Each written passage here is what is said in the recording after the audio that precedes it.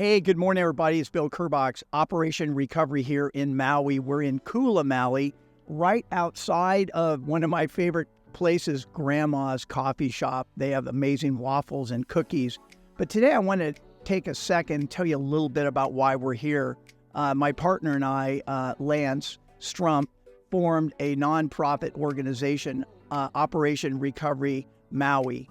And the reason we did this is we were working the fire in Malibu years ago, and we found that we learned quite a few things to help the people.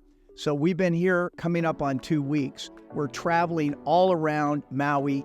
We're finding as many opportunities to help the people that we can. We're raising funds.